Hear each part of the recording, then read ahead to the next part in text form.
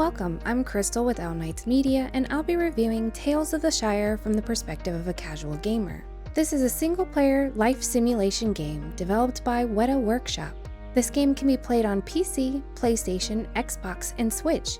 However, I personally played it on the PlayStation. This game is currently selling for $34.99, and this won't be a full deep dive review, but more of a first impressions, as this is a game I decided to not continue playing. With that, if you haven't already, please drop us a like and follow, and let's hop into why I ended up dropping this well-anticipated game. Starting off, let's talk about the character customization. There are many pros and cons to this particular topic, so let's get into the pros first. I find that it has a pretty solid range of skin tones with 12 different options, and I love being able to pick myself a personality which affects how my character holds themselves. This definitely adds a fun level of customization. Now on to the cons. The body customization seems lackluster. All of the body shapes seem so close to one another, and the fact that this game only has 6 available options for hair colors really hurt. The last thing to mention that I feel can go either way is the name customization. I for one have had a gaming name through many games. The fact that I was only able to customize my first name and not my last name was a little odd to me.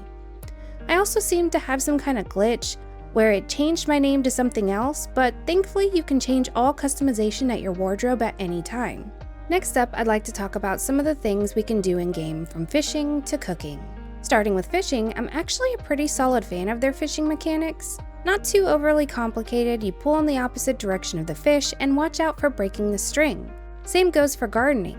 This task also seems to be very clear-cut if you've played other cozy games. Plant, water, repeat, harvest. You're good to go. Where I found it oddly frustrating was the cooking.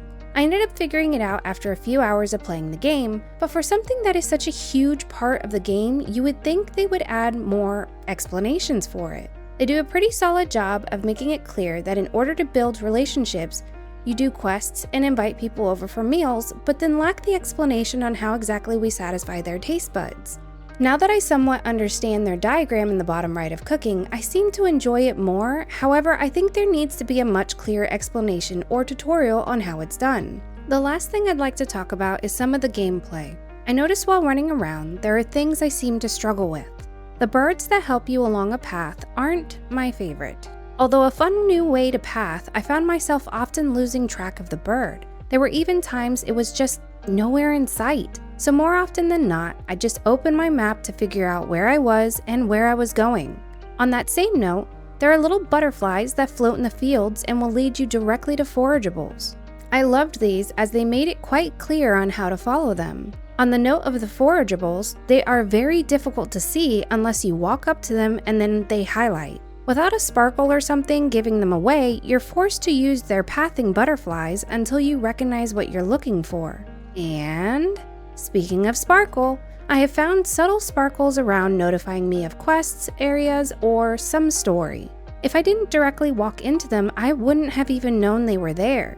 Overall, I feel these things that are supposed to help us don't stand out nearly as much and aren't as intuitive as they should be. To wrap things up, I had a very high expectation for this Lord of the Rings cozy game, seeing as it had such a massive name tied to it. This game seemed almost like a cash grab to me in that the graphics weren't great, there was no voice acting, and the mechanics weren't intuitive. I had been seriously looking forward to this game, so you can only imagine my disappointment. For now, I'll be putting down Tales of the Shire, but I'm hoping one day I can give it another go. On that note, I'd like to thank you for listening to a casual gamer review of Tales of the Shire, and again, I'm Crystal with Owl Knights Media, and I hope to see you soon.